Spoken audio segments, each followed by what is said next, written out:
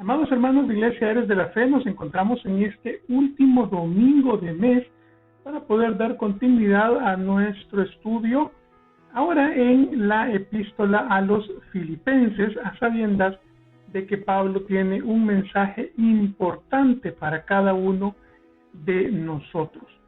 Cada cristiano tiene su propia lucha por seguir las enseñanzas del Señor.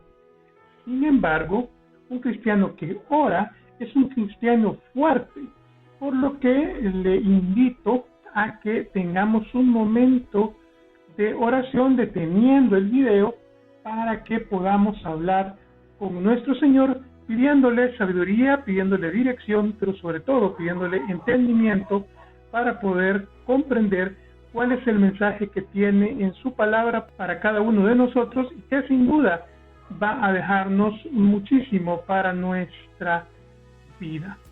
Para poner un poco en contexto la lección del día de hoy, hemos de decir que Pablo ha tocado algunos detalles concernientes al corazón de algunos miembros de la iglesia de Filipos. Esta, como ya lo hemos estudiado, se trataba de una iglesia muy madura, de una iglesia que tenía un firme compromiso con el cumplimiento de la misión que el mismo Pablo les había enseñado, pero que era el mismo Jesucristo quien se las había transferido. Sin embargo, Pablo nos ha enseñado que el cumplimiento de la misión debe hacerse con un corazón correcto, con un corazón dispuesto para el Señor, y no únicamente para que me vean y no únicamente para cumplir porque hay que cumplir. En realidad Pablo nos está dando una serie de enseñanzas muy interesantes en el sentido que no basta con cumplir la misión, hay que hacerla con un corazón de alabanza al Señor para que no seamos nosotros los que nos vamos a lucir, sino que es el nombre de Cristo el que debe ser glorificado. Y en los últimos versículos del capítulo 1, Pablo nos hacía un llamado a tener no solo un corazón dispuesto, no solo un corazón humilde, sino también un testimonio que hable por nosotros. Porque de alguna manera Pablo había venido predicando el Evangelio, pero hablaba muchísimo más del Evangelio, sus acciones que sus propias palabras. Es decir, Pablo tenía esa capacidad para transmitir el mensaje a través de una conducta encomiable, una conducta que reflejaba el verdadero amor de Cristo y las enseñanzas del Señor. Y al final entonces Pablo en Filipenses 1, 29 y 30 nos deja una reflexión de cómo debemos modelar nuestro propio comportamiento y cuáles son las causas de por qué podemos hacerlo. Porque a vosotros os es concedido a causa de Cristo no solo que creáis en Él, sino también que padezcáis por Él, teniendo el mismo conflicto que habéis visto en mí y ahora oís que hay en mí. En realidad, Pablo lo que nos está diciendo es que no solo se trata de ese evangelio descafeinado del cual muchos hablan, no solo se trata de hablar de la salvación, también se trata de que el cristiano debe proyectar una conducta que honre a Cristo ante los demás. Nuestra forma de tratar, nuestra forma de dirigirnos, nuestra forma de considerar a los demás también es un reflejo de lo que Cristo está haciendo en nuestras vidas. Por lo tanto, las pruebas podrán venir. Por lo tanto, los momentos difíciles podrán venir. Pero lo importante es que el cristiano se mantenga firme, luchando por seguir a Cristo, luchando por predicar el Evangelio, pero sobre todas las cosas, luchando por tener un testimonio que hable del amor del Señor mucho más de lo que digan nuestras palabras. Porque al final, lo que al mundo le interesa, lo que las personas van a percibir, no son nuestros bonitos discursos. Lo que las personas van a lograr ver son aquellas cosas que nosotros hacemos por ellas. Y si las hacemos con un corazón adecuado, con un corazón lleno de un genuino amor por el prójimo, producto de nuestro convencimiento de que Cristo es el camino, entonces podremos transmitir una verdad bíblica sana y que ésta pueda tener un impacto real sobre la salvación de las personas. El mensaje que hemos recibido en Filipenses 1 ha sido un mensaje bastante retador. Sin embargo, Filipenses 2 no va a ser la excepción. De hecho, el libro de Filipenses, entre más avanza, más complejo se va volviendo en el término de una enseñanza teológica profunda, y que hoy precisamente en este capítulo va a llevarnos a tener una discusión bastante interesante sobre una de las porciones de la Biblia que han sido más malinterpretadas y utilizadas fuera de contexto a lo largo de la historia. Acompáñenme entonces en esta que va a ser una aventura muy interesante por el impresionante contenido teológico que vamos a ir descubriendo. Por tanto, inicia Filipenses capítulo 2, si hay alguna consolación en Cristo, si algún consuelo de amor, si alguna comunión del Espíritu, si algún afecto entrañable, si alguna misericordia, completad mi gozo, sintiendo lo mismo, teniendo el mismo amor, unánimes, sintiendo una misma cosa. Es que yo me imagino al apóstol Pablo acá, buscando la manera de explicar y de buscar sinónimos y de repetir una y otra vez que el punto de todo es estar juntos, estar unánimes, estar en armonía como iglesia. No hay que olvidar que este es un escrito dirigido a una iglesia cristiana funcional. Eso quiere decir entonces que pues en realidad Pablo no está pensando en cristianos neófitos. De hecho, Pablo no está pensando en un grupo heterogéneo de personas, no, está pensando en un grupo de personas que tienen una fe en común, que tienen una misión en común y que les va a repetir de una y otra forma que tienen que estar juntos, que se tienen que amar, que se tienen que apoyar. Fíjense, si hay alguna consolación en Cristo, primera, si algún consuelo de amor, segunda, si alguna comunión del Espíritu, tercera, si algún efecto entrañable, cuarta, si alguna misericordia, quinta, completad mi gozo, sintiendo lo mismo, sexta, teniendo el mismo amor, séptima, unánimes, octava, sintiendo una misma cosa, novena. Pablo hasta en 9 ocasiones ha hecho referencia a cuál es el carácter que tiene que tener la iglesia en unanimidad en estas circunstancias en las cuales se encuentra. No olvidemos que la iglesia de Filipos en ese contexto estaba siendo perseguida. El Imperio Romano había proscrito el cristianismo. Nerón perseguía a los cristianos y les encarcelaba y les utilizaba luego para hacer grandes espectáculos públicos de diversión sanguinaria. Entonces, Pablo, en 2 versículos, hasta en 9 ocasiones, les dice: hermanos, tienen que estar juntos, unidos, unánimes, en armonía. Y este mensaje es importante de retomar para nuestras iglesias modernas, porque muy probablemente nuestras iglesias se encuentren en situaciones difíciles, en entornos complejos, pero sobre todo en un momento en el cual esa cohesión, esa comunión puede verse afectada por diversos factores.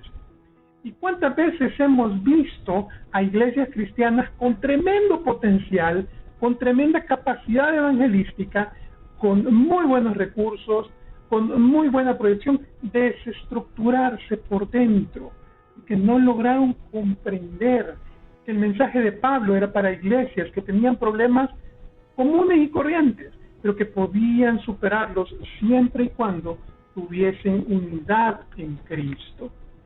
Y entonces continúa: nada hagáis por contienda o por vanagloria. Fíjense, va a continuar machacando sobre el comportamiento al interior de la iglesia. Nada hagáis por contienda o por vanagloria, antes bien con humildad, estimando cada uno a los demás como superiores a él mismo. Fíjense qué cantidad de principios de vida nos va a aportar Filipenses 2:3. No lo veamos tan sencillo, son unas cuantas palabras, pero tienen muchos principios muy importantes. Dice: nada hagáis por contienda o vanagloria. Y acá hay 2 causales que nos deben llevar a la reflexión. 2 causales que no deben ser la razón por la cual hagamos las cosas. En primer lugar, no puede ser por contienda, es decir, cualquier cosa que hagamos al interior de la iglesia, cualquier cosa que hagamos para con un hermano, pero esta es porque es que el hermano ya me tiene aburrido, porque mucho molesta, le voy a dar gusto para que ya no me insista más, voy a darle gusto porque es que ya no soporto al hermano. ¡Ey, momento! Tampoco me sirve si lo hago para que la gente me vea, para que la gente diga, wow, qué cristiano más entregado, qué servidor más digno, este se va a ganar todas las dávidas en el cielo solo porque cómo sirve. No me sirve de esa manera, no me funciona. No hagáis por contienda o por vanagloria, antes bien con humildad. ¿Y qué significa humildad? Significa que yo voy a reconocer que yo no soy el centro de todo, que el importante no soy yo, que el importante es otro. Eso es la humildad. La humildad es una de esas condiciones tremendamente difíciles de encontrar en el ser humano, porque riñe directamente con el que para mí es el mal más grande que tiene la humanidad, y es el ego. Esa humildad es difícil de encontrar porque no nos gusta ponernos en segundo plano. No nos gusta que quien brille sea el Señor y no nosotros, porque siempre queremos aparecer en la fotografía. Eso es un mal natural de la persona como tal. Y existe también la falsa humildad, en la cual una persona en público, fíjese, en público se baja para que todo el mundo vea lo humilde que es. Ciertamente este es un tema complejo, pero Pablo en Filipenses 2:3 nos va a dejar cuál es la clave. Estimando cada uno a los demás como superiores a él mismo. En el momento en el cual el cristiano llega a comprender que el importante no es él, sino Cristo, y que sus hermanos, el prójimo como tal, es el que debe ser sujeto de las bendiciones, entonces y solo entonces va a lograr adaptarse a una vida cristiana saludable y mostrando verdadera humildad. Y como para el ser humano es tremendamente difícil comprender, agarrarse del concepto de la humildad, Pablo va a darnos más claves, no mirando cada uno por lo suyo propio, sino cada cual también por lo de los otros. Esto es a lo que le conocemos como comunidad. Es decir, es un conjunto de intereses comunes que generan unidad. Por eso precisamente se llama comunidad. ¿De qué trata? Bueno, que nosotros no vamos a ir velando por nuestro propio interés o por lo que nosotros queremos.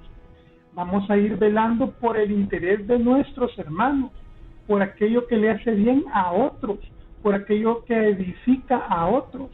Por eso es que la misma Biblia dice que si algo hace caer al hermano, lo mejor es abstenerse, precisamente porque se encuentra enmarcado en este espíritu comunitario. Y muy particularmente me gustó la imagen que he puesto en la presentación este día, porque es que refleja muy bien cuál debe ser la lógica de esta comunidad.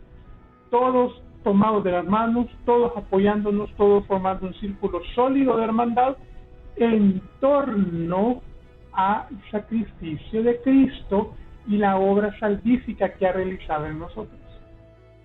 No es en torno hacia otra cosa, no es en torno hacia la idea de hedonismo, no es en torno hacia la idea de estar bien, de caernos bien, no, es hacia la idea de la salvación de nuestro Señor. Y como Pablo sabe muy bien que al ser humano le cuesta este concepto, entonces viene y nos va a dar algunos ejemplos muy particulares que nos van a mostrar cómo debe ser esa humildad, y muy particularmente va a llevarnos al ejemplo por excelencia, al ejemplo de Cristo. Haya pues en vosotros este sentir que hubo también en Cristo Jesús, el cual, siendo en forma de Dios, no estimó el ser igual a Dios como cosa a que aferrarse. Es muy interesante que de repente Pablo va a decirnos, miren, y es que si no les escala, vean a Jesucristo. Jesucristo no era un hombre cualquiera. Jesucristo no era como nosotros.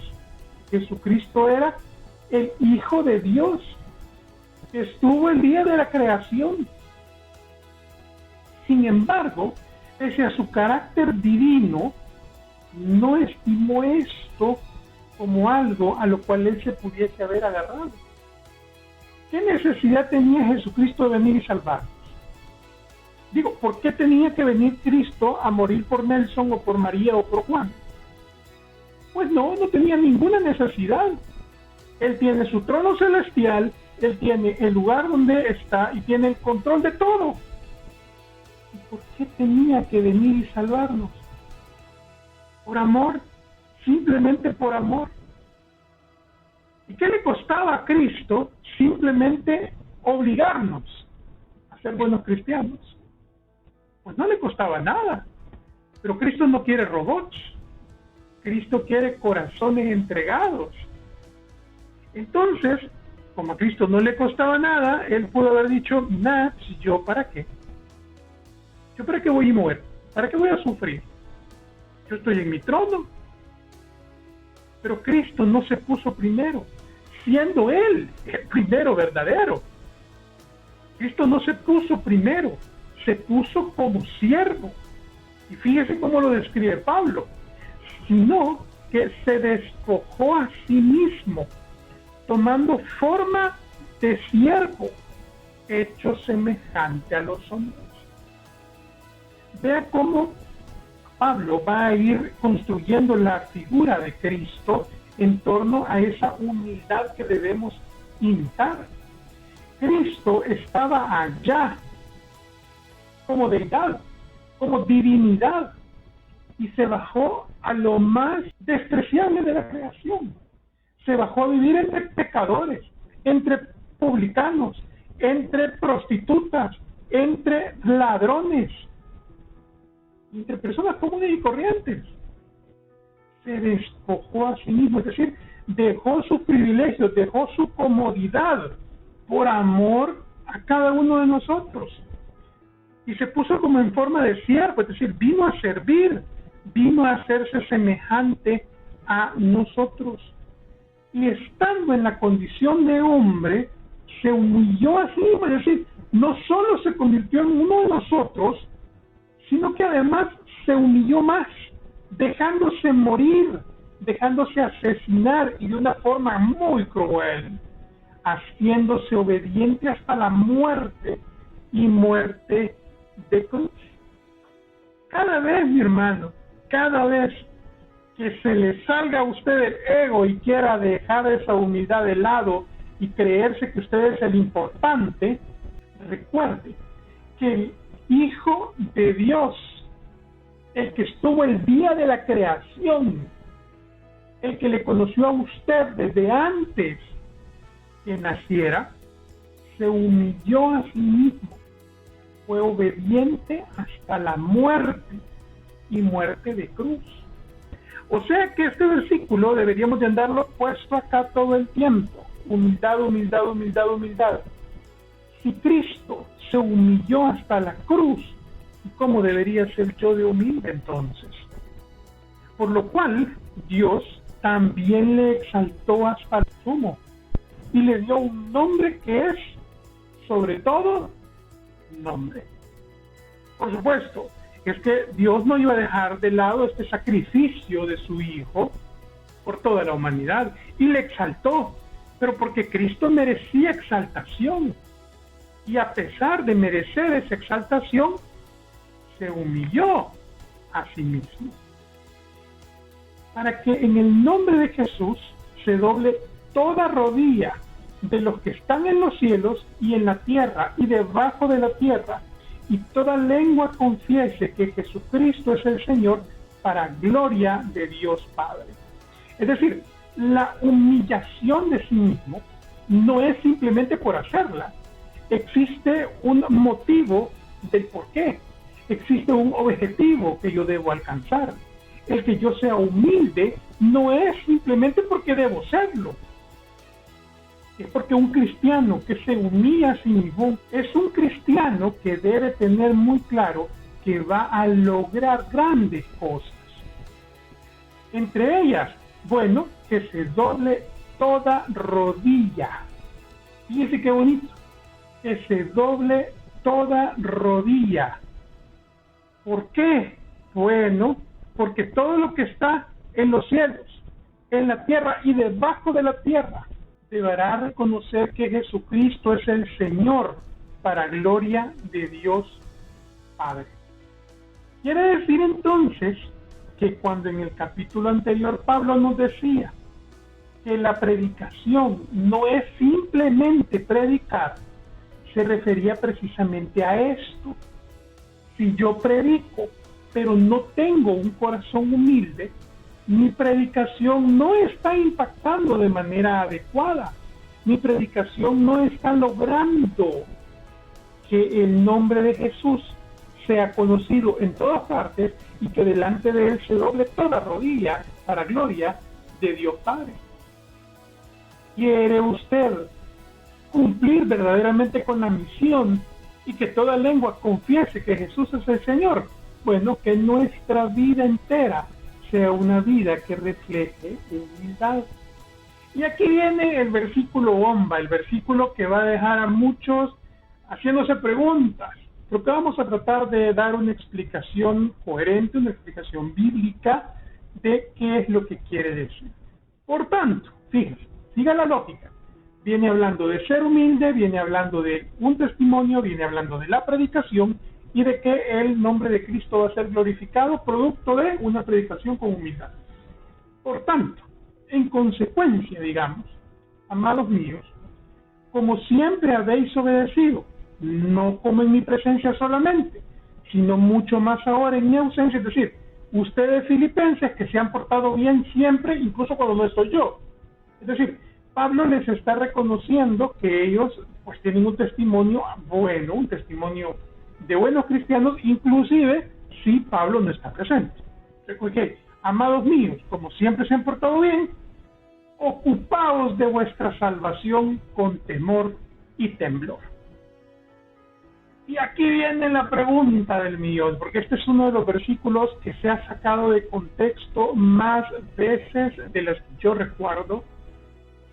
Es un versículo que ha sido utilizado por muchas doctrinas de dudosa procedencia para justificar una enorme cantidad de cosas, y vamos a tratar de zanjar la polémica desde un punto de vista meramente bíblico, sin meterle aquí ningún tipo de interpretaciones extrañas ni nada por el estilo. Pues bien, ¿qué es lo que significa ese ocupaos de vuestra salvación? Fíjese que es bien interesante porque el versículo siguiente es necesario de leer en conjunto para no sacar de contexto. Porque Dios, es decir, consecuencia de, porque Dios es el que en vosotros produce así el querer como el hacer por su buena voluntad. Ocupaos de vuestra salvación. Y estas palabras han sido utilizadas para justificar algunas doctrinas acerca de que la salvación se pierde. Esto es algo que se ha dicho por muchas doctrinas de muchos tipos y que pues ciertamente me gustaría que reflexionemos, porque sabemos que Dios no es hombre ni hijo de hombre para arrepentirse. Sabemos que la salvación es por gracia, por lo tanto, como es un regalo, es algo que yo no me he ganado, de lo que yo no soy merecedor. Quiere decir entonces que si yo no me lo puedo ganar, pues tampoco lo puedo perder. Digo, si esto hubiese sido algo por mis méritos, pues también por mis méritos podría perderlo. Pero ciertamente la salvación, Efesios 2:8-9 nos lo dice, es por gracia, por regalo divino. En ninguna forma porque seamos buenos. De hecho, muy puntualmente lo dice, no por obras. Quiere decir entonces que con independencia de lo que haga o deje de hacer, si yo he creído en el Señor y le he entregado mi vida de forma genuina, entonces mi salvación está en firme. Pero mucho cuidado, mucho cuidado. Ya en el libro de Santiago estudiábamos que la fe sin obra es muerta. Quiere decir entonces que la salvación a mí se me tiene que notar. Y si no, pues yo tengo que tener una pregunta ahí importante. ¿Y será que realmente soy cristiano? Porque si es que si no, no se me nota. Cuando dice ocupaos de vuestra salvación, es como lanzar así una especie de bomba, ¿verdad? Manda una frase rimbombante, una frase que queda ahí en el oído del cristiano y que muchos empiezan a hacer de ella cualquier apología, empiezan a sacarla de contexto y parece que esas 4 palabras son todo el versículo. Ocupaos de vuestra salvación, punto. Y hasta ahí llega la gran laraca de muchos predicadores que utilizan esto para justificar algo que ciertamente es falso.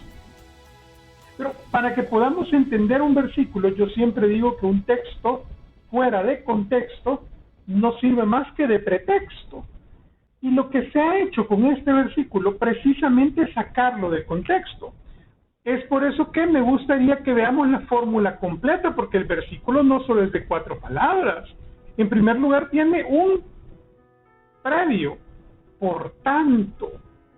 Eso quiere decir entonces que ese por tanto es un conectivo de lo que venía hablando antes.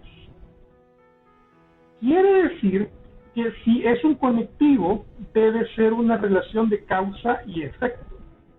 Ocupaos de vuestra salvación es el efecto de lo que ha expresado Pablo en los versículos previos. Y Pablo estaba hablando justamente de predicar con humildad. Quiere decir entonces que el ser salvo no es una tarjeta de acceso ilimitado a lo que yo quiera.